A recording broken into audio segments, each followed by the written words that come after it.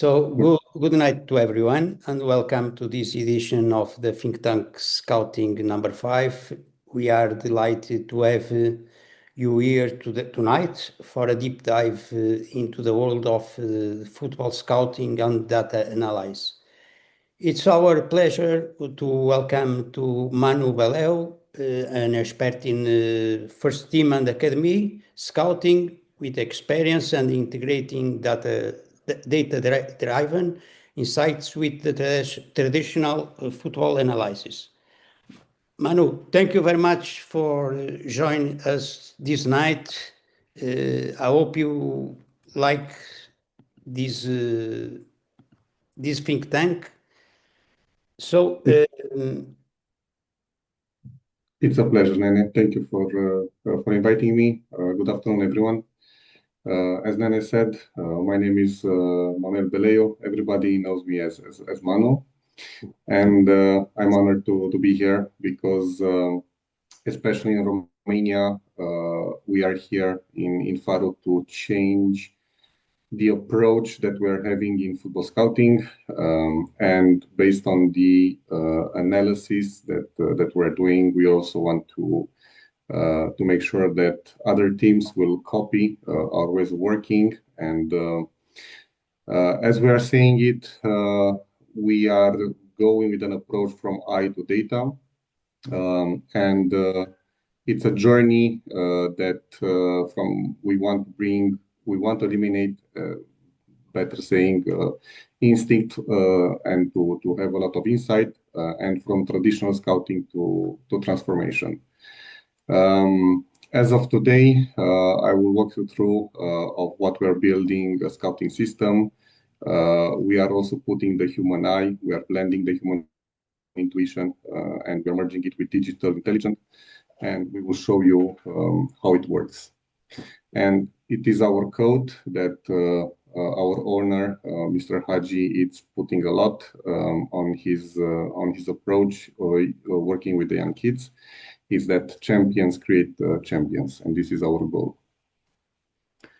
Moving ahead, for many of you that you don't know who Faro Constanța is, it's one of the oldest clubs in Romania.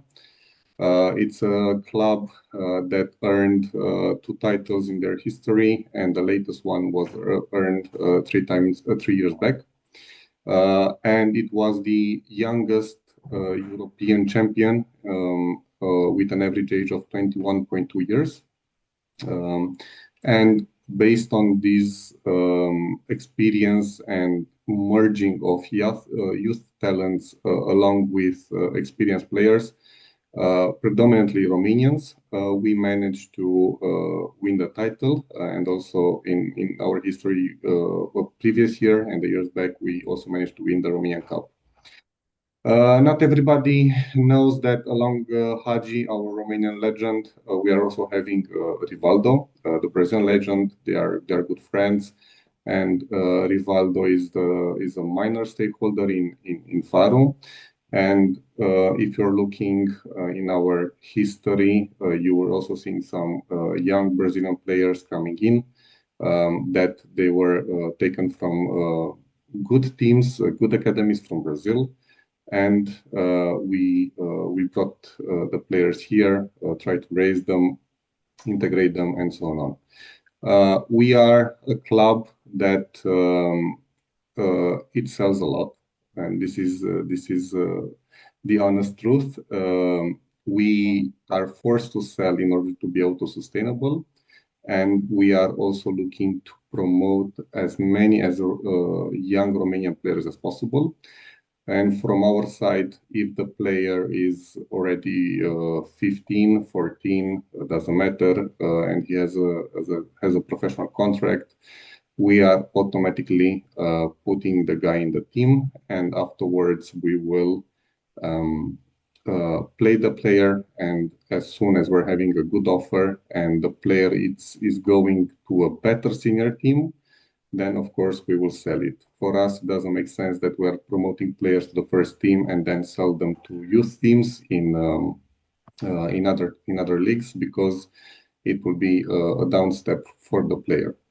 Indeed, We have a lot of things to work on, not only on the data. We are in Romanian football uh, way behind mentality when it comes to raising the right mentality to the players, promoting them, the right approach, and growing them, not to become only a good football player, but also to become a better human being, and also to take the most logical steps in their approach and to be in the future a good player. Also, I will close this chapter. I will tell you that in this moment, they are in the Romanian league around 62 players that were developed by Faru. Uh, Most of the players were either sold directly to our rivals. Other players were sold outside to teams from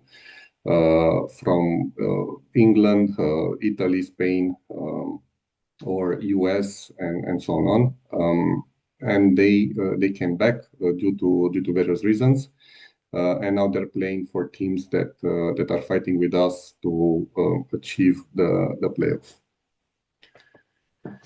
Now, in Romania, there are two types of scouting. The ideal one that we are promoting, and this is also bringing the European and global values that are now being done through the whole of the clubs.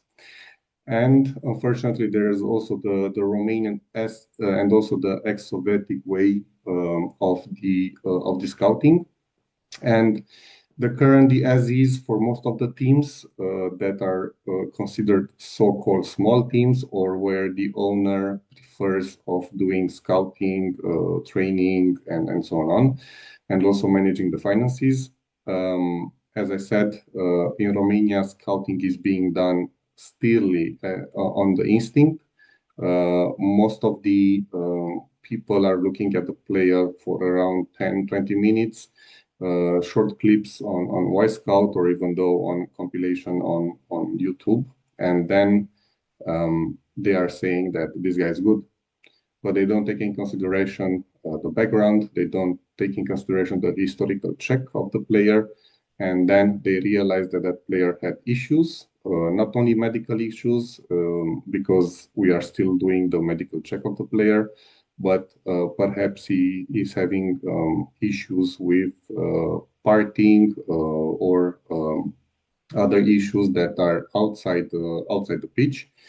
And all these challenges that they are having outside the pitch forbids them to focus 100% on the training, forbids them to actually bring a good value on the pitch, because for most of the people that don't know, in East Europe, we are having the biggest prizes when it comes to TV broadcasts. And also we are giving, in my opinion, too big salaries for what the players present most of the time. So it's not only available for foreigner players, but it's also for Romanian players. And of course, there's a lot of challenges, and everything is starting with the scouting not done properly. And as I said, there are challenges. There's the lack of structure, there's subjectivity, because many agents are coming in and saying, I know this guy, he's very good. I've seen him in 20 games last season. He was very well developed. And the problem was that the coach was changed and the new coach does not like him. All of us heard this story. Everybody knows it, that somebody came in and at a certain point they said the player is not playing. And we know, if we're doing a minor background check, we will know that there are more things that you need to deep dive in, and you will find out the truth. It's very easy. And then it comes to limited resources. The problem is that in Romanian football, for most of the clubs, there's no scouting department. It happens to me and Nene by the time that we were in Cluj for 1 year and a half, approximately. We established a scouting department. We came in, Nene especially came in with the approach of creating a scouting department. What will be the circle of trust, and also what will be the approach in collaboration with the coaching staff, with the sporting director, president, and so on. So basically, it was a good approach that we had. The team that was fighting relegation managed to finish on fourth with, I should say, the right ingredients when it comes to players, mixture, chemistry in the team, chemistry with the coach, and everything that was surrounding the whole community, because Universitatea Cluj, as long as Faro, are two teams that are very loved in Romania. Good. I explained you how the process is for the moment. In truth, there are some exceptions. Historical clubs like Dinamo, which they used to have a scouting department, Rapid Bucharest as well. UTA Arad is now making a scouting department, but we brought something new because we don't focus only on the senior team. We focus only also on the youth teams, and you will see in the following slides what I'm talking about. And now, how the scouting should be and what we implemented it, because we don't want to come and say that we are looking at the right model that everybody's doing. It's actually the process that we put in place for Faro. It's working for 1 year approximately since I signed with Faro. So basically, scouting, as you all know, is a process. It's a process not only to go and identify 5 players, putting them in the team, and hope for the best. And this is not the case. The case is that for us as a scouters, it's very important that the process is starting with a shadow team. We know who goes out, who comes in, who stays, and so on. And when I'm saying who comes in is who do we promote from the second team or for the youth leagues? What are the key positions? Where is necessary to bring players that have qualities that Romanian players do not have, those qualities? And I'm speaking about being tall, strong, having good agility, good speed, very good dynamics, and so on. Players that in Romania, for example, costs 10,000 euros per month, but we can find a good player in Super League in Portugal for the half of the amount, or we can go and exploit the African market. And basically, we are one click away, and you will also see what I'm speaking about, of finding the right player if the base of the process is correct. Now, our approach, as I mentioned earlier, is classic modern vision that we're having.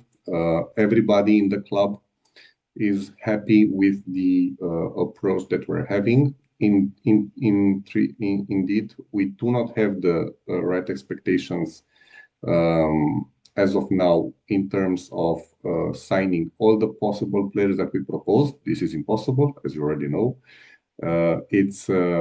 It's very important that the players that we proposed, even though they were the 8th or 9th option, we signed the players. They are providing the value, and they also integrated very well, because also players are not machines. They are humans. They have sentiments. It takes time for them to adapt, and it's very important for us to make sure that if we work with historical data, we will always see that Portuguese players, French players, Latin players especially, plus some of the nationalities from Africa adapted very well in Romania. Romanian is not very different from Italian, Portuguese, or Spanish. And it's a language and the country that do not differ too much out of the other Latin countries in Europe. Now, our methodology, you will see it in the following slides along with the data, some samples of the data that we use.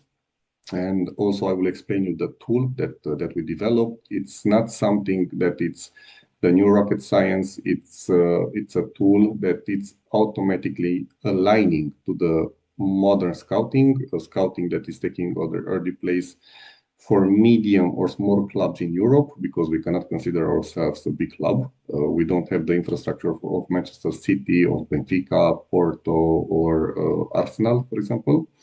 But we are a small club that I would like to say, and I'm always giving this example to my friends in Romania.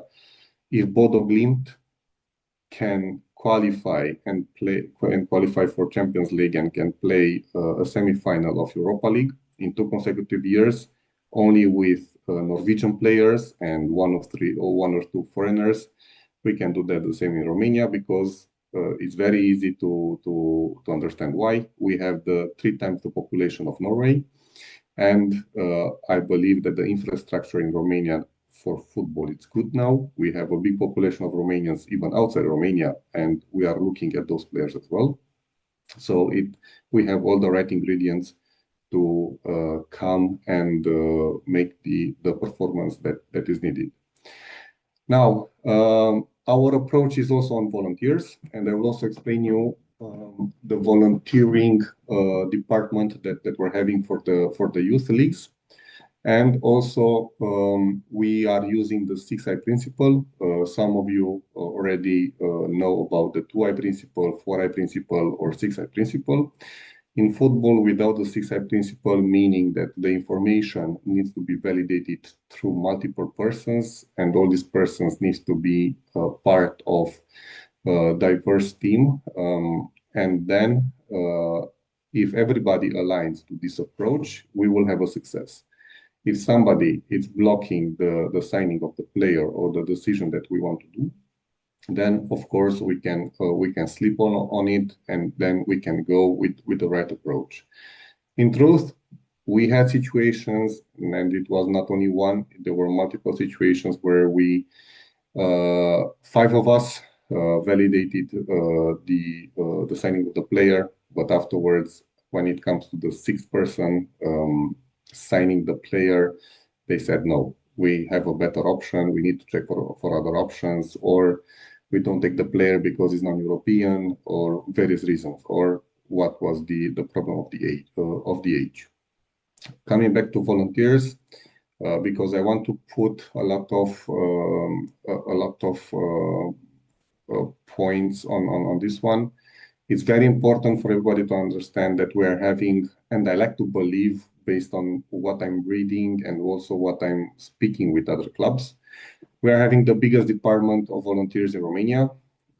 We established the volunteering networking for young kids. So basically, as you can see it on the right-hand side, along with the teams that are now competing in the first league in Romania, you will see that almost the other half of Romania, which does not have a team in the first league, they have teams in the second, third, or only for young kids in all the other counties. And we are having volunteers in more than 85% of the counties of Romania. Of course, we miss some. We want to expand the team, but in my opinion, having around 65 volunteers, it's not enough. We need to go to at least 100 people that are working, people that are providing the information. And now you're thinking about how they provide the information. The information can be provided very easily because we gave up on pen and paper or sending via fax or and so on. We are working digitally, and you will see it in the following slides as well. Now, our scouting philosophy. In Romania, as I said, it's more instinctive. There's no background check, there's no data, and so on. But we don't just look for the players, we look for the people. So for us, it's very important when we're going to the game that we are looking at the player, we look and try to identify their parents.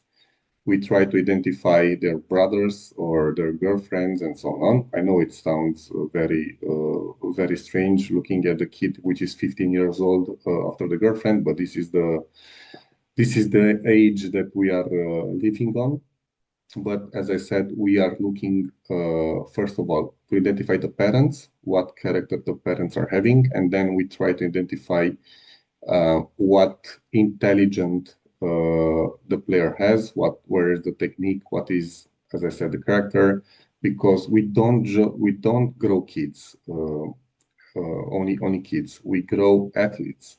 So basically, we need to put, as I said earlier, everything in a bubble, and it will be a circle that can give us the right player, which we can play and afterwards sell and maximize the profit that we're having. Where we are also looking at, it's also the maturity of the player, the maturation, and also the vintage in when it comes to for how much time does the player play football? That's the big question that we're putting it. Because if the player is very good and is playing for 6 months, then we have to ask ourselves where this kid will be after he plays for another 2 years. If the player is already playing for a couple of years or even more, then we have to think about it. Okay, what was wrong? What we can train? Where we can develop the player? And everything all these decisions are being taken by our volunteers, which we train them. We have a very good pair of volunteers, which are already, most of them are having UEFA A or UEFA B license, or they are also coaches, or they are doing individual training with the kids on different clubs. So basically, we are just extending our networking, and we build a process that of course it's risky because we can always have the feedback from a scout that can be very, very subjective, which we train them not to be. And they can say, I like the kid. And he's writing 2 or 3 reports about the kid in various games against good or weak opponents. And the guy is in Brașov, for example, in center of Romania, and he says, Manu, I want you to come and see the kid because he's very good. When I reached there, I realized that the scout was subjective. The problem is not that I lost 3 hours on the road in one way. The problem is that in our process, we identified the bug. I know that it sounds like we are using tools and programs, but in our processes, we have to be very strict, and all the details are very important. Basically, we are like agents or scouts, detectives, sorry. So our detective work is very important because we can sign a player that in a couple of months we can say that it's impossible to work with him due to various reasons. He lacks the skill, he lacks the character, something has happened.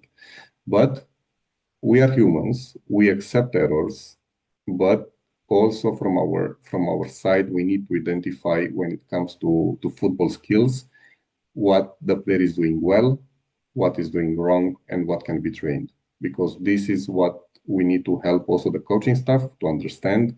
By the time that the player is coming to the trial, the player and the coach already knows what they need to look at.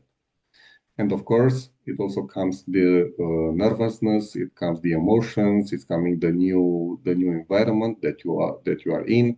Maybe you are seeing Mr. Hagi or Popescu in the stands, and then you get a little bit nervous and so on. This is part of the life, but it is very important for us to see and assess potential, not just performance. Now, as a scout, we are always thinking about, does this kid align with our principles in the academy? Does this kid play the game model that we're having in the academy? And I know it sounds strange when we're speaking about kids that are very young, about game models and so on. But as I said, we are putting bricks by bricks, and we try to play our youth teams the same game model, to have the same approach of the game as the senior team is having, because then also the integration from the players, it will be very easy from one team to the other, from one age group to the other, and then it will be for him even easier to adapt to the system, to adapt to the role. And for us, it's very important to have role continuity even in the academy. If we have the role continuity in the academy, then for us, we can create champions. And as I said earlier, champion creates champions and so on. Good. Going ahead. Good. As I said multiple times, and we are also contradicting a lot with the people that are saying, now it's only digital, everything is digital, you pay your invoice at your house digital, even your television is digital, and so on. But in football, as I said, we don't work with robots, we are working with humans, and the human eye still matter, and it will matter no matter how much AI we develop. And also with all the new tools that are coming in, human eye still matters when it comes to validation. Data and human eye are complementary. One without each other cannot work. I cannot propose, and I refuse to think that there will be any scout in this world that will come and propose a player only looking at data and saying, this is the guy.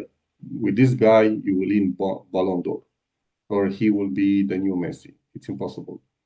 We don't know how the guy will adapt. They are humans, and we look for intelligence, we look for the players, and we need to assess the player for at least 3 games. And this is what I'm telling to our scouts, because after 3 games, you can make a general idea about the player, because when you're seeing him on the first game, maybe the guy was very good. He scored 5 goals against a weak opponent, and you said, this guy is better of what we have in the academy. In the second game, he's playing relatively well. And in the third game, he plays very bad. And then you need to think about it. Okay, let's check the opponents. When he played very bad, the opponent was very good. Or maybe the opponent was 2 years older than the guy because he got promoted to play with much more senior players. And you need to put all these questions. And then you need to assess it. If he was very good when he played on his age, but he was very bad playing with 2 years difference in youth leagues, that's a huge difference. Because I'm also having a case of a player that I'm checking now. He played very well when he was playing for his age under 15, but when he played to under 17, he not bad, but he was moderate. And then we have to think about it. The guy is 2 years difference. In kids, 2 years difference, you can feel it most of the time. And then we are also checking about the qualities of the player. Does the guy has intelligence, has technique, has character, and so on. And yes, it does. And the kid, it's good, and we will still assess it and look at it, because our part of the job, beside the human eye, still matters. The human eye matters when you're in the stands. You want to see the kids. You want to see the players. You want to see how they react when now it's raining in Romania, it's cold, it's autumn. You want to see him how he will react when it's snowing, or when the spring will come. If we don't manage to do any business during this transfer period that will come in the winter. So we need to be very certain about the player potential. And also what I'm telling to our scouts, we sign a kid for the future. We don't sign a kid for today. The kid will not go to the first team as of now. So we need to be patient. We need to see how he eats, what supplements does he take, what is his muscle weightage, and so on. So basically, there are a lot of things that we need to develop and we need to write. And as I said, we gave up on pen and paper. We are working with Google Forms. So basically, it's very easy for the scout to go in the stands, to look at the player, and at the break after the first half, the scout can automatically open his Google Form link, and he can start typing the age, can start typing the height, the foot, what he's doing well in terms of technique, and so on, and all the metrics that we're looking at. And after the game is finished, he can complete of what the player has done also in the second part of the game, or until he played, how many minutes he played, and so on, by whom he was replaced. And at the end of the game, we are also getting the papers from the teams, and we are checking also the other players that are very interesting for us, or we can spot, because as a scout, you're always focused on going on on one player, but most of the time you see another one that says, this guy is better. But we are open to check the players, and as I said, we are at the time that we are seeing the player, we can update the information in order not to forget. On these Google Forms, we are putting our evaluation grid. Of course, some of these evaluation grids can be subjective. We try to be as biased as possible, and also to provide the feedback. The player is good, he still needs to work, and so on. And also with all these forms, we are putting it together. So the moment that you click send, we receive the report. We can automatically start making and working on dashboards. We can start analyzing the players to see, okay, how many players, good players in our opinion, we are having from this team and that team of the group page, and so on. And then we start comparing it with our academy. As soon as we identify the good feedback for the players, and we say that these players are better of what we have in the academy, then the next approach is that we are offering trials. So 2 times per year, we are discussing about trials in summer and winter. And we are giving trials for 2 3 days for most of the kids, and then we say, okay, you can stay with us, and then we will do the formalities with his club, and we try to transfer the player. If we are not sure about the potential of the kid, then we automatically check the status of the kid. We have a one-on-one discussion with him. We try to identify what were the issues. Maybe he was nervous. Maybe he's not feeling well in Constanța, or he's too windy from the Black Sea, or what will be the reason. We need to speak with him, and if we feel that at a certain moment we can give him an extra couple of days of trial, we will do it. We had a case in the summer where one of the player was very nervous when he saw Mr. Haji, and he was not playing anything. He was the ball was always hit on him. It was something you cannot recognize a player of what we said. And then we discussed with him, and he said, I'm very nervous. I'm sorry. I'm playing with kids older than me, because there were some kids older than him.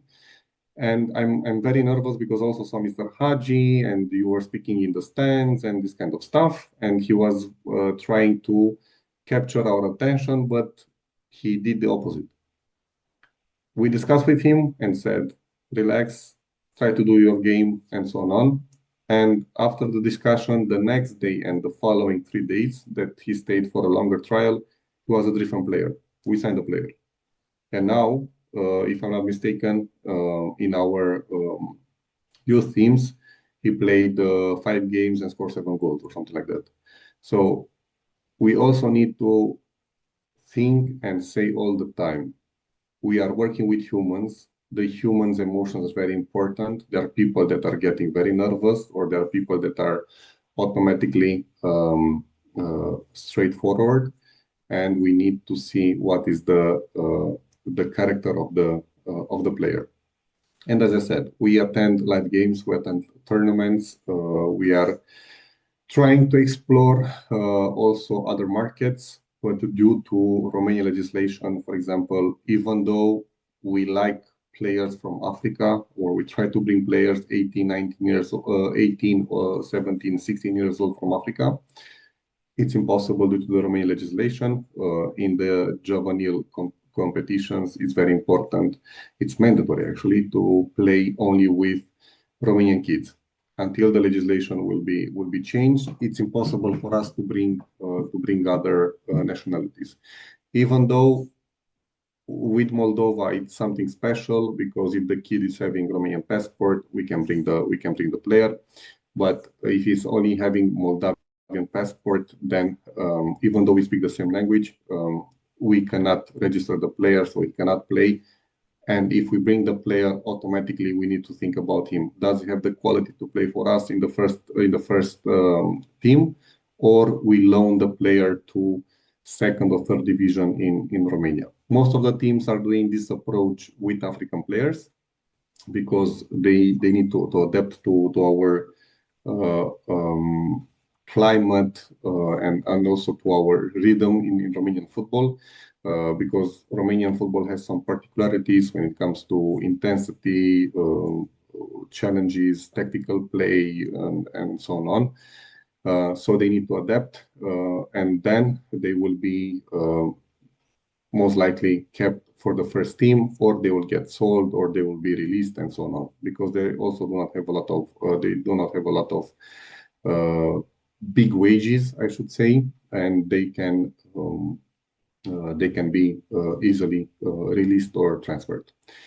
And of course, in football, you already know, beside all the paperwork, all the discussions, and all the analysis that we're doing, the most important part is the recommendation and the people that are seeking to see you.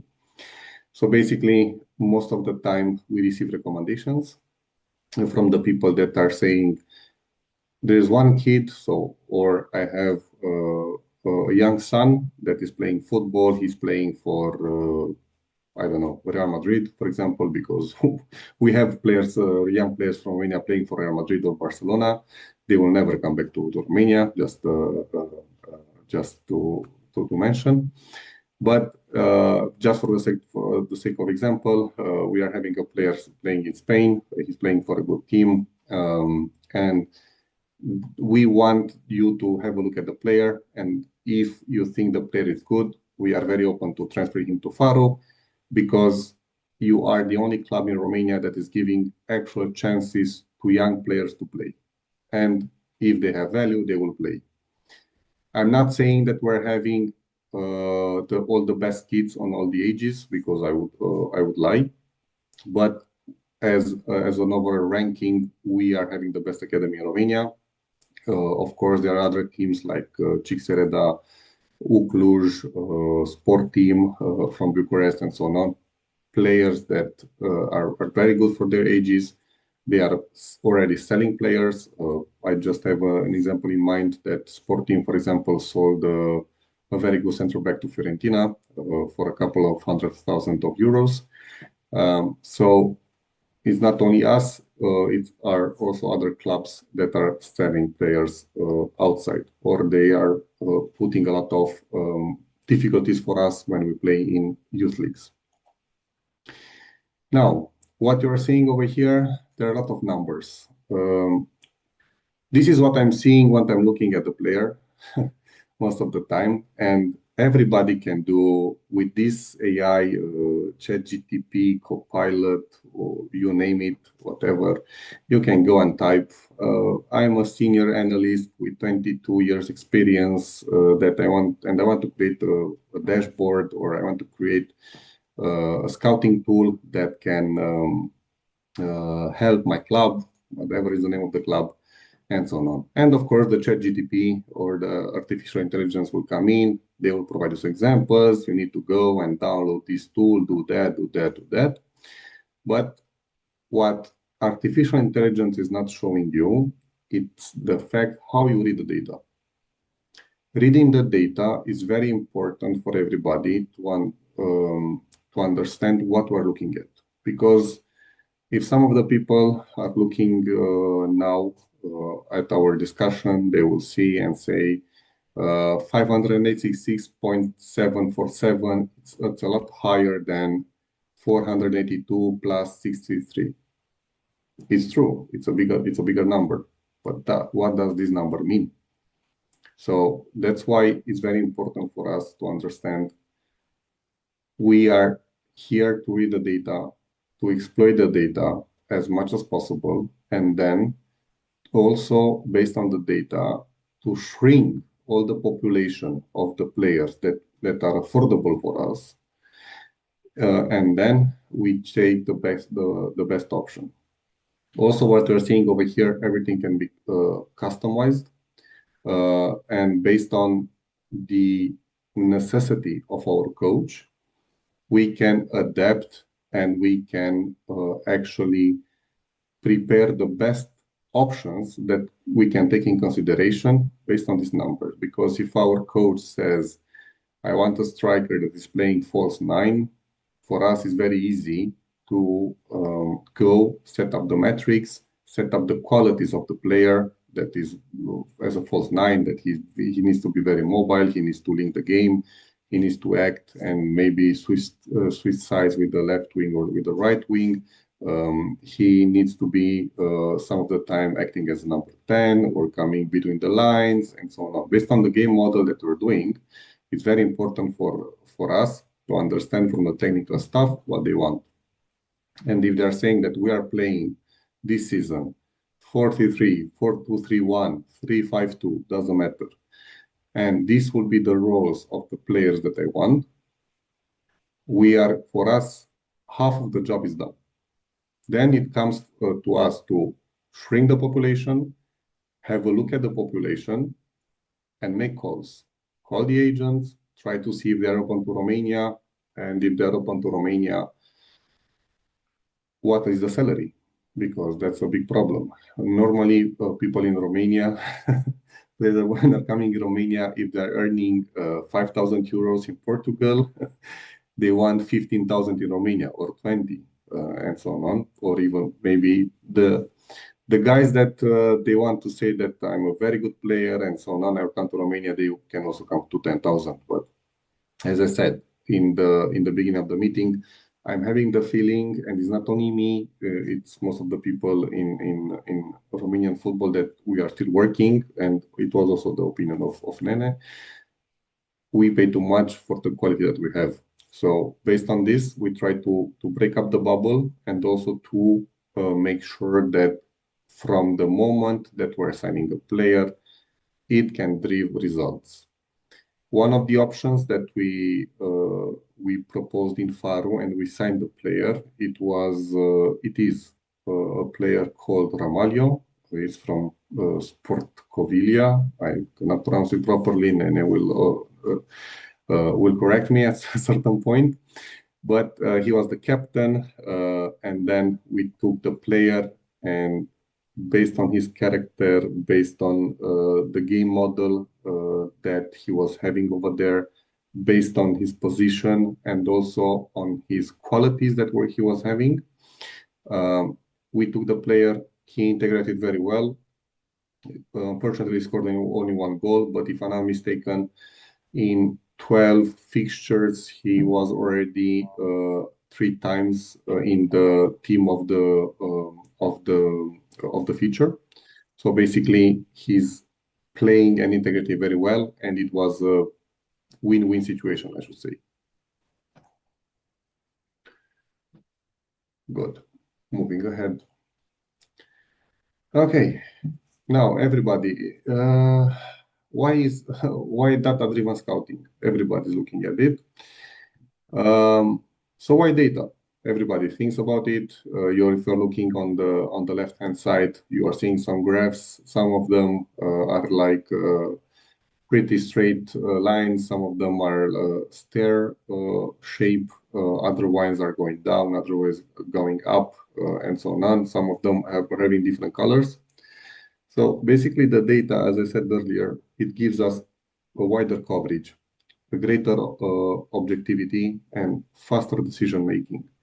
In some of the times in a club like Faro, when you are saying today, this is my squad, and tomorrow you might have sold two players because in the last offer, in the last hours, some offers came in and you sell the players. So this is something that is happening, and we also had some problems when we try to make all the challenges and also the shape of the squad. So basically, we are building an infrastructure that blends live scouting, internal feedback, and key metrics, and everybody sees the data at the same time. So basically, what you're seeing over here, it's something that me and the colleagues from scouting department, coaches, and directors can see. They can play with the data and they can filter the player. They can change the metrics and they can look at the players that they want. And of course, if they are saying yes, I like this player, it's very good. Then it only comes the confirmation if we can take the player or not. If not, we already take him off of the list, and then automatically we are looking at the second option, third option, and so on. And this is something that it's basically in the life of a scout. So basically, data, as I said, is a tool. It's not a replacement. It gives wider coverage and greater objectivity. What we're doing here is also that it's covering the tactical fit of our team, and also what is very important, and I'm seeing this a lot in Romanian football, and not only Romania, other clubs as well, but they are small clubs from other countries. They prefer to be passive. So what we propose is that we need to be the first mover advantage. And for Faro, it's good to be the first mover because we cannot pay the wages and the salaries and the bonuses that other clubs are paying. So basically, if we are smart, we can take the player and then he can play for us for 1 year or 1 year and a half, and then we can sell it, and he can go to a better team, earning more money, and so on. But we need to be fast. So basically, as I said, we offer a scouting infrastructure, live data, where we provide actually right to go, and we can provide live eyes.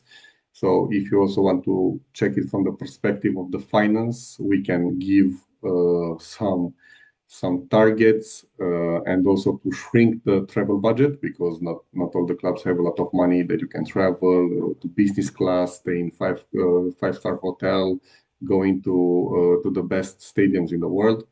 That's not true. For most of us, it's something that we need to be very sure when we are seeing a player. And then, of course, it's driven requirement on identity of the players with key scouting metrics. Good.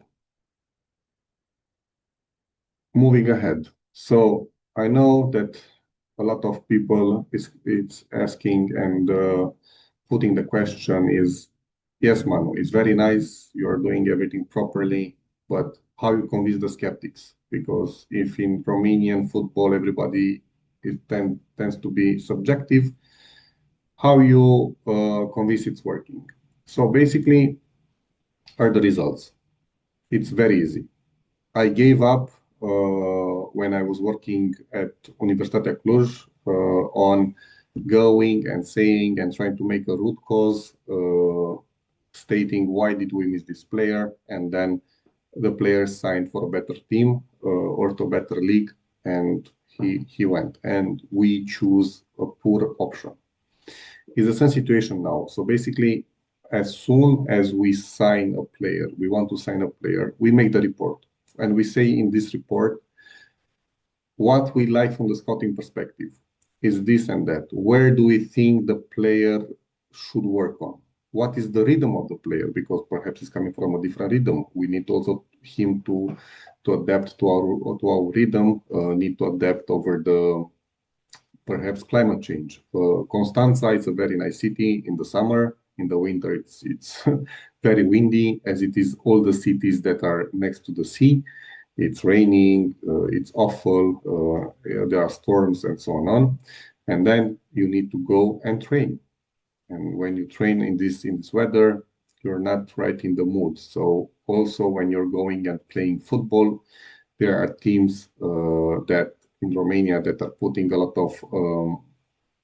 of points when it comes to physical aspect, when it comes to set pieces, when it comes to putting pressure, going on one-on-one quality, and so on. So basically, we are working with reports, and even though, as you already know, scouts and scouting department are not the only people in the club that are signing players. There are also other people that are providing signings. It's not only for Romania, it's for all over the world that is happening like this. And then we are also making a report for that ones, and we are stating what is good or what is bad. And of course, as soon as we give our feedback, we provide a report. And if the player in truth it's a bad signing, and everybody will say, you scouts, you didn't say anything. No, we said it's over here. And we also provided the data. Also, when it comes to players that we want to sign, and then we cannot sign them due to the fact that in the first instance, the agents and the player said, yes, I want to come for €1. And after one week, before they board the plane, they said, we changed our mind, we want €2. That's impossible to work because we are not owned by a sheikh. We are owned by a legend of the football. And as I said earlier, we need to sell to be auto-sustainable. So we don't have any other funds. So that's why it's very, very important. Now, coming back to the skeptics, we have made strategic transfers. We have promoted internally based on our feedback. I know there are examples that are playing the first team. It's visible for everybody to say that in our opinion as a scout and based on the data, we are having one of the best right backs in Romania. Other people said it's not true, he has big problems, we want to sell the guy and so on. And we said, no, we give him time and let's wait. And they gave him time, and now he's playing well in the youth leagues.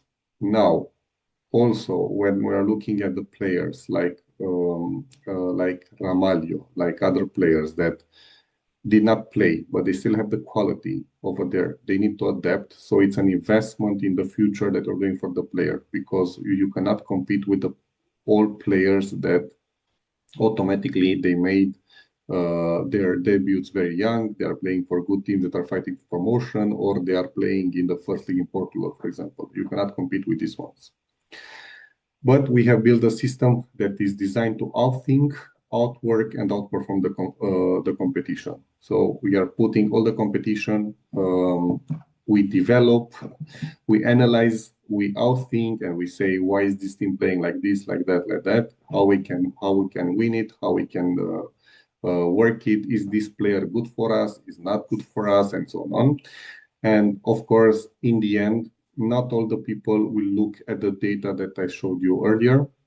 Most of the people will look at these charts that I provide over here, where you are having two players that are compared by themselves with some of the metrics that we're looking for a certain position. And then we can say, okay, the metrics are good, but we still need to check. So every time I'm speaking about the fact that we need to check the players, otherwise around, we cannot rely on our data. Data can mislead you. Okay, what data do we use? So basically, we are using Huddle, Scout, as everybody does. We use FBref, we use Opta, we use Stats Perform. We used in the past Sky Sports. So basically, Everywhere you have a number in a certain format, we can take it over, we can analyze it. Of course, not all the metrics are the same or identical. We still need to work and adjust columns, names, and so on, because this is also the ugly part of the job. Because when you're running the script and you're trying to see a good player and you see an error or the value is too high, because it can happen that you can see a player scoring 50 goals and it's only 10 games past and you say he's a good striker, but in truth you didn't put the goals in the right column. You put other metrics. So we need to be very sure that all the metrics are at their positions, physical traits and mental attributes. Okay, integrating data into decision. So here's the magic actually, and all the discussions that are taking place for days or for hours, and people that are friends most of the time they start to disagree and so on. So basically, there's a synergy, as I said, between the numbers and the people. We look at the scores, we look at the technical, tactical, physical, mental, whatever you want. We check the background of his Instagram, of his Facebook, of his Twitter or X. We look, there are people, scouts that are looking on TikTok to see certain scenarios. And I will come back with the TikTok of a Romanian player that got transferred to Ukraine. And basically, we are looking at internal dashboard. We are looking at and analyzing the player, the eye of the coach, stating, I don't like this player because he's running very strange. I don't like this player because you see he's always trying to dribble on his inside and not outside, or whatever can be the reason. But the final decision, as I said, it comes from scout, coaches, sport director, and owner. And the owner, Mr. Haji, is very important when it comes to the decision, because he's a player. He was a player, a genius player, and he is also a good coach. And basically, we are also trying to discuss and analyze everything that is good coming from his side, from the technical model, from all the tips and tricks that he can offer. And going back to TikTok, a club like Dynamo Kiev took a Romanian player. He is half Romanian, half Moldavian player, Vladislav Plănuță. It got transferred this winter. He was on loan at Cluj last season. His current team, his former team, got relegated to the third division, and afterwards it was disaffiliated from the Romanian football. So he got transferred to Dynamo Kiev, and as everybody knows, there's a war in Ukraine, and the ultras guys from Dynamo Kiev, they came in and they said, "Why do you transfer this guy? This guy is sharing on TikTok pro-Russia clips." And now everybody was left speechless that they spend, I'm not sure, 2 or 3 million euros on a striker that came in, and every time he's playing, the Ultras guys are throwing eggs at him or threat him with different other words. He even apologized, and he said that it was a mistake sharing this pro-Russia clips, but the bad is already done, so he has no future over there. And imagine that Dynamo Kiev is a club that year by year is playing in Europe, not necessarily group stage, but they are playing preliminary features, and they are spending a lot of money in our days on a player that now they need to find a solution how they can get rid of it in winter. So that's why it's very important to check the background and not to look only on numbers, because It's very important that we check the club culture or country culture. It's good to have intuition, but I rely on information and basically it's so-called football intelligence. Now, results and impact. Basically, scouting that delivers performance. In my period over here, and also going back to the skeptical part and so on, how we are convincing the skeptics, it's very easy. Everything it is as a data, and we identified around plus 70% more players through the hybrid process, data recommendations, and also checking the games and so on. In 2 transfer periods that I was in Faro, we analyzed 592 players, out of which 81% signed with better teams than Faro or in a better league than Romania. Some of these players are playing Champions League football this year. Players that they were in a bad situation 2 transfer periods ago, and after 6 months to 1 year, they managed to promote themselves, to play the football, and also sharing that we have seen only the actual performance of the player, but through the data, we could have also seen the potential. And the potential was always as a question mark to us, that he's not adapting. He's from a country that nobody else played in Romania. We don't know how he'll adapt and so on.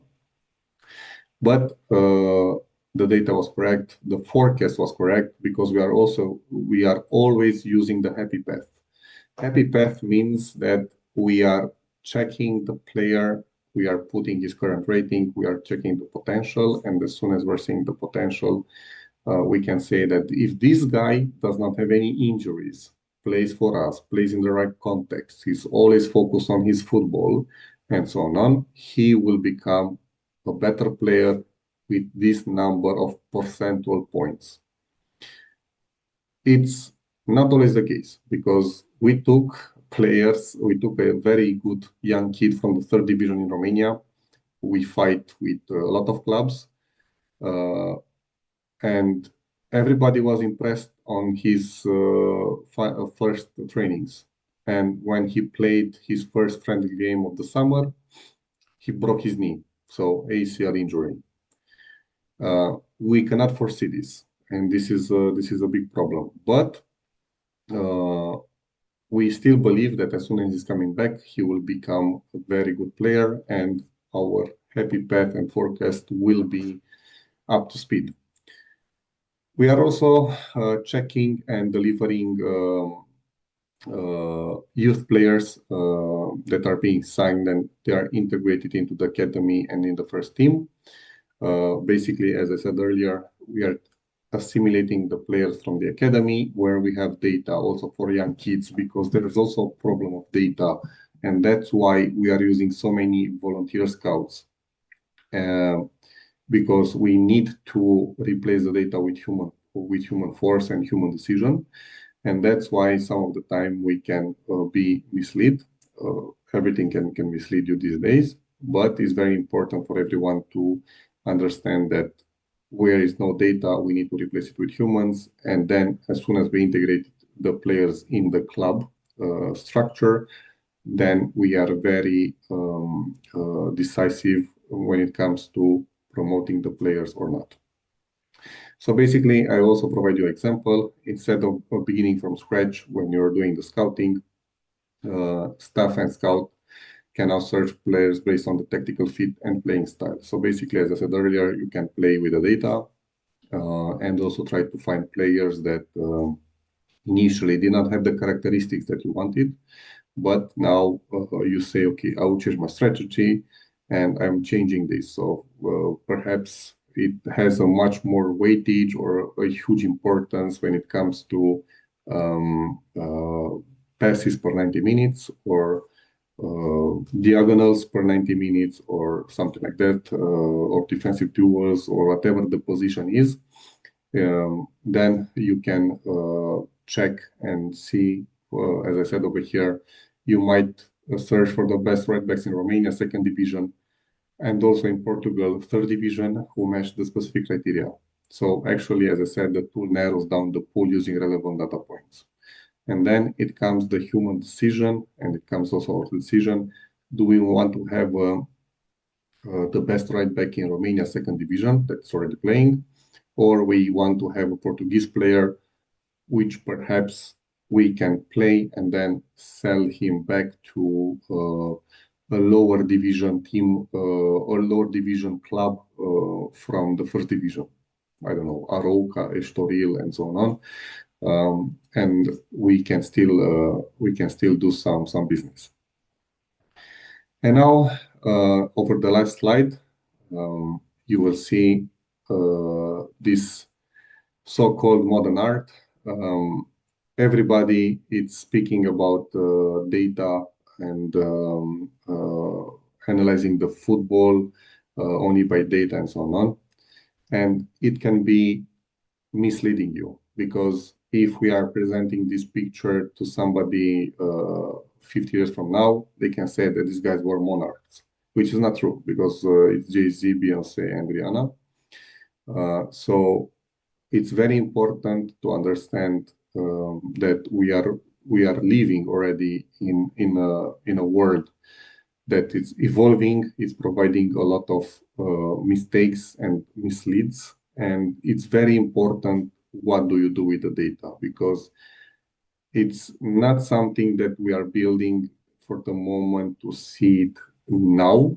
We are building to see it in the future, and if we are having the right basis and the right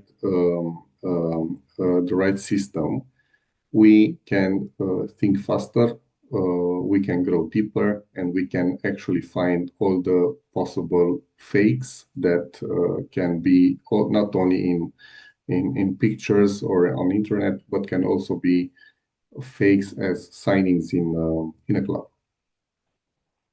That was all from my side. Okay. Manu, thank you very much for your representation. I have here some questions to put for you.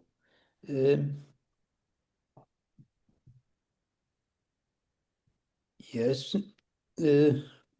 One, I think this is good. Can you give an example where the data changed the recruitment decision? Okay.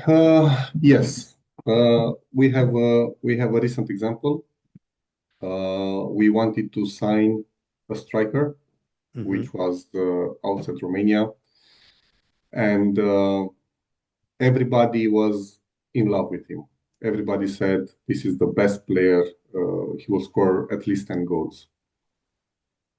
And when we came in with the data, and we actually saw through data that he's not a player that can play for us, because he's the type of the target man striker, which prefers to play long ball, which for us it's forbidden. We need to play through possession-based football. And giving all the examples and all the critical metrics. So basically, we looked at the relevant metrics for our position, and he was mediocre at best. And when I told the staff that, hey, let's look as a target man option. Let's see what he does when he's actually put in value over long balls, over a lot of crosses, over physical duels, over being static only on the center part of the field, not going outside the bars of the goal. And there he was 99.2 as a target man. And then the guy said, perhaps we have seen the wrong videos. Because now, as I said earlier, most of the people do not have the patience to watch hours of videos trying to prepare all the details when it comes to sign a player, because it's our job, and if everything goes well, it's everybody's happy. If it does not go well, it's the scout issue. So this is it. That was one. Also, as a happy signing, Ramalho was a happy signing.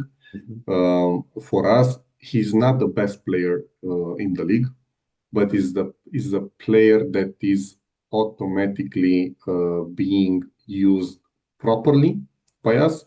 He played six, he played eight, he played 10, he played six for his for the first time in his life, because when we signed the player and we look at him and said, our ideal number six is him, because he's very well controlling the game. He's very well coming between the lines. Let's now try to put him back and come not between the central midfields, try to come between the central backs. Mhm. Let him try to decide the rhythm of the game, to act as a holding midfielder, and then let's see how it goes. And the minor difficulty that he is currently having, because he will not play for number six anymore, he's not tall. And in Romanian football, if you have a good number six which is tall and can win the second ball, you have a big advantage. And also, if the player is equipped well with a good technique, and also has a good distribution of the ball, then automatically you have a decent number six that can make the difference in Romania. So we tried this with Ramalho. He played decent, but then if we put him back as an Inter or as number 10, definitely you are seeing the change. And as soon as he came back playing with Dinamo, where we suffered a lot, he even scored the equalizing goal. But as I said, numbers brought us to this point. And also there are the financial aspects, which is very important for us, because as I said, we are not a team that we are paying a lot. Okay, I have here another question. Let me see very well because they write this in Portuguese and I must translate. Um, okay, it's about scouting and development in the academy. Which specific metrics do you use to evaluate players in the academy? You can choose one position. It's not a problem. Okay, so we look, for example, in the interposition, we look at the passing accuracy. We're looking at the dribble success. We are also checking based on the heat map over his positioning. Then, based on the metrics that we're looking at, when it comes to, let's say, if we're losing or looking at defensive IQ, defensive duels won, how many shots were blocked, how many aerial duels have been won, interceptions. If we're looking over the pass and distribution, because this is very important for us, we are looking over the successful attacking actions, touches in the box, progressive passes, and so on, successful dribblings. If the player, some of the time, he's having a hybrid role that we don't want him only to be box to box, he can also act as a number 10, going through next to the striker in the box when we are attacking or there's a set piece. We are also looking at the goals. So basically, from the player to player and the decision and the tasks that are being received from the players, automatically we are looking at all these metrics. And as I said, if over the tactical and technical meeting that the coach is having with the player, he's withdrawing some of the characteristics that he needs to play, then for us it's very easy to come and see if the player respected the characteristics, or he is not the right guy to perform this role, and we need to change the role for him, because we are also looking, especially in the academy, to have players that can play at least two or three roles. and if they are only as a number 8, then we need to see, okay, what role do you have in the team? And if he cannot play only number 8, can play also as a right back or as a right winger, a different position, then we can try to find the best position for him. Because it has happened this year. We thought that we have a very good number 6 in the team, but finally we decided, and it's best for him that he's a center back now. So it can happen. Another question here is about methodology and tools. I think which metric is must underestimate in the modern football for you? It's Now it's a talking family. it's I think that the interception, for me, interception metric is it's very undervalued because everybody speaks about positioning. Even in the big football, everybody says he has a very good positioning, he was reading the game very well, and so on. But people do not speak a lot about the interceptions because having interceptions, for me, it's bringing a lot of the of it raises the pressure, if I can say it like that. So that will be one of the metric. And the second one in our football, especially in Romania, it's progressive passes. I miss seeing players that are playing progressive passes all the time. I'm tired of seeing lateral and back passes all the time because all the teams now are trying to make a sterile possession in their own part of the field, and they don't bring any surprises. I want to see that football, as Klopp was saying at some point, rock and roll football, when you're always going and putting pressure and so on. And it was played in Germany many times in Bundesliga, many years. And even though one of the teams that is trying to play a lot of this football, it's Frankfurt. So they are winning 6-3, or losing 4-0, or winning 5-0, and so on. So it's a team that it's putting a lot of aspect on progressive passes. So for me, it will be these ones. Okay. That question, sorry, that question is about communication. Manu, how do you communicate the scouting insights to your coach and the management of the bird of the club?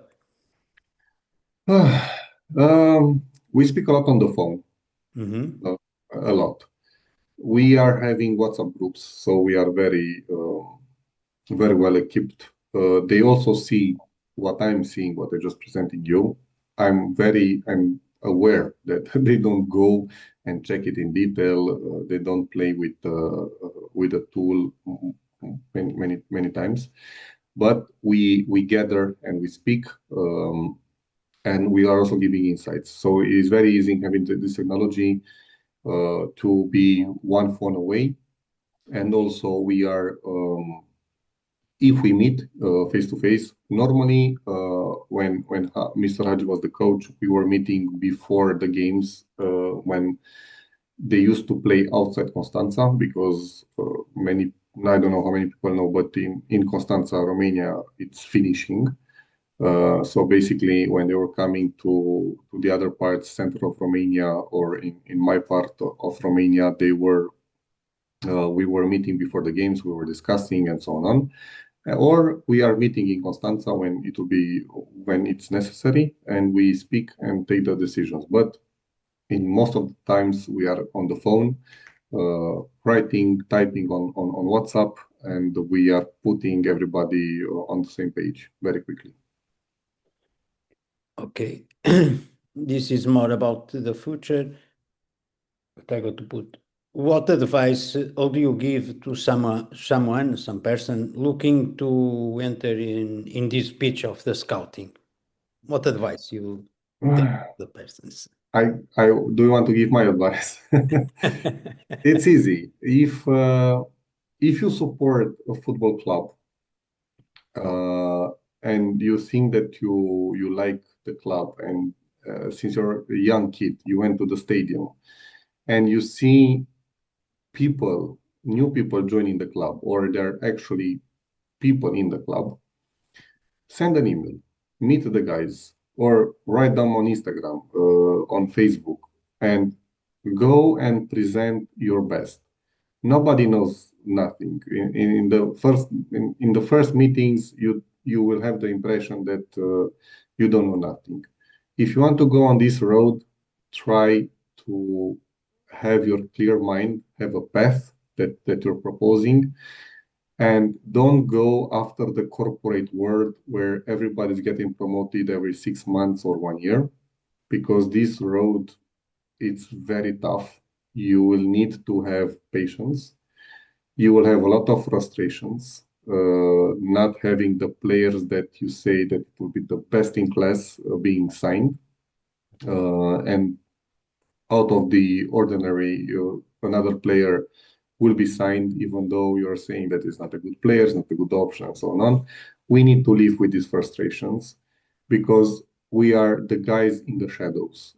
Nobody actually will know about your existence most of the time in a club. We are there, we are doing the dirty work, we are taking all the suffer with us. And as I said, everything starts with an email, with a communication. Try to do your best.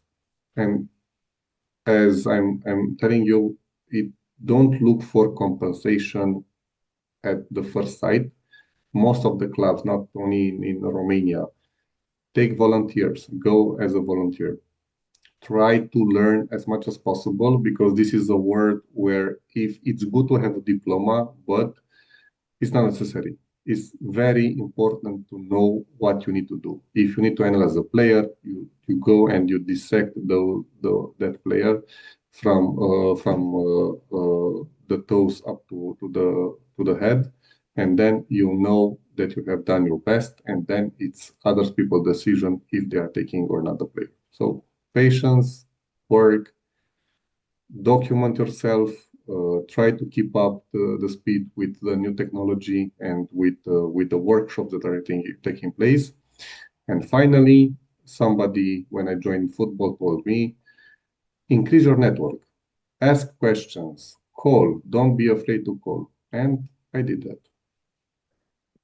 Okay. This question must be the first, but I got to put the same question, two parts.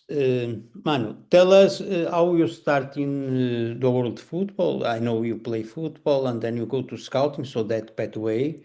And after that, what is your most memorable moment of your career in the scouting? So two parts. When you come to scouting and then Yes. the I moment. came to scouting. It was a winter night, and I You was play reading. football. Yes, I Play played football. football. I played football. I was a goalkeeper, so I'm not visible here, but I'm 196 tall. Most of the people, when they're seeing me first, they said, "Oh my God, you're very tall." Uh, yes, I played football as a goalkeeper. I did not play in the first division in Romania. I played in the second division and third division in Romania up to 19 years old. Afterwards, I had a cruciate ligaments injury where I learned to walk for 1 year, and I decided to quit football. And even though I was discussing with Universitatea Cluj, my boyhood club, they were in the first division. They were looking for a goalkeeper, and I quit because we had some disagreements. I went to Germany and I started studying in a university over there in Freiburg. And then I realized that Freiburg was able to compete even in the second league in Germany. They were invited then in the first year, and they were competing with Red Bull Leipzig because both of them got Mhm. promoted at the final season. And I said, how are these guys finding all these players, young Asians, and so on? Or some Italians that nobody knew about him. One of them, if I'm not mistaken, was Vincent Grifo. He's playing now for the Italy national team. And I went going in football, and I was taking notes, and I started reading about the club. Of course, I was in university where I started to code. I did not have any, I should say, experience. But when I came back in Romania, during one night, winter night, I was reading the papers and I saw that Universitatea Cluj took the former scout of Porto, the guy that who, how to say, he found João Felix and other superstars in this world.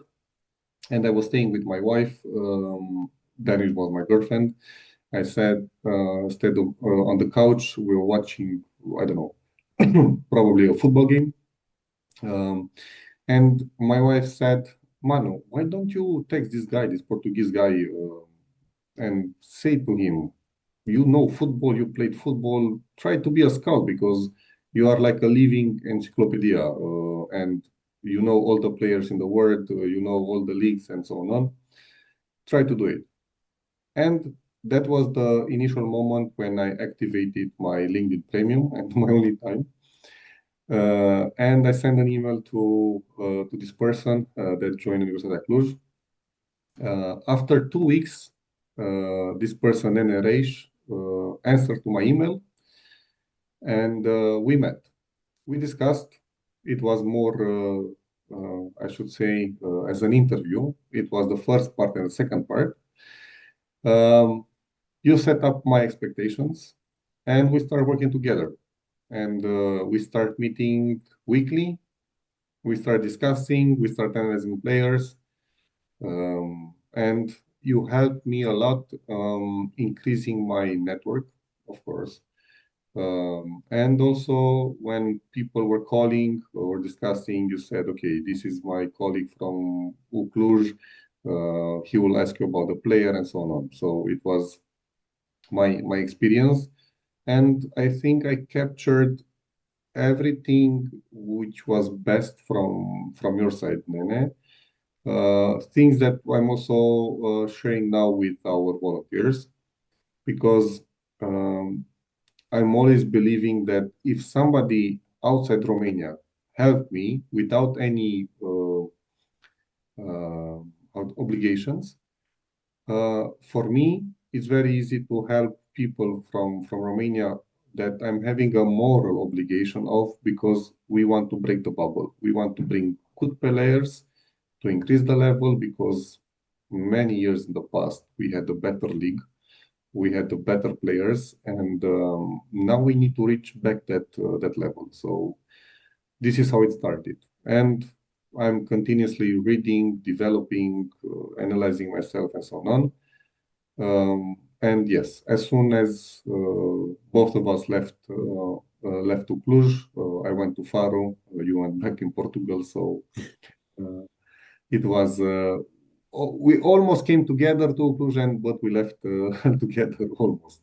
It was only a couple of months difference. Yes. Okay.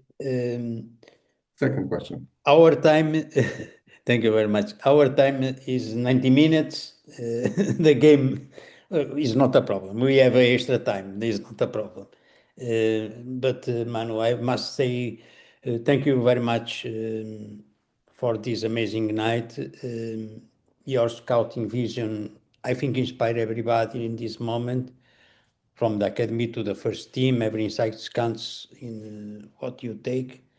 So I think you have excellent follows in this night with like every stories, every examples. I think a good knowledge shared. So I must say thank you for joining us in Think Tank Scouting. We have in the future more opportunities to take together.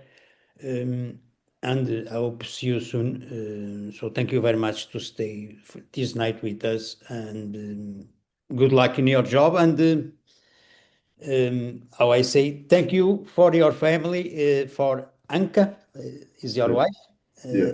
because we take time of your family, and it's more 2 hours in Romania. So thank you very much. I don't know if you want to say some words for somebody or something. It was a pleasure, Nene, and everything that goes around comes around. So it's always like that. With Proco, we I learned a lot of Latin in school, but this is what I remember. So thank you very much, Nene. It was a pleasure, and I hope that if people need help, I'm not sure if I'm the right guy most of the time because I'm also new to the job. Uh, and I will say this even 20 years from now. But always, I'm happy to provide an advice. I cannot guarantee that it will be the right one, but I will do my best to be. Okay, thank you. Manu, stay in some minutes. I got to talk in Portuguese because I must talk for Portugal, for the guys of Portugal in Portuguese, but stay, then we finish. A todos aqueles que nos seguem, nós vamos voltar na próxima segunda-feira com mais novidades. Até lá, vivam sempre com esta alegria e nunca deixem o espírito crítico adormecer em vocês. Foi incrível partilhar convosco este Think Tank Scouting, este episódio número 5, juntamente com o nosso orador principal, Manu Beleiu, ou Manuel Beleiu. Em meu nome e da Associação Nacional de Scouts de Futebol, obrigado por estarem connosco. Tenham uma excelente noite e nós voltamos na próxima segunda-feira.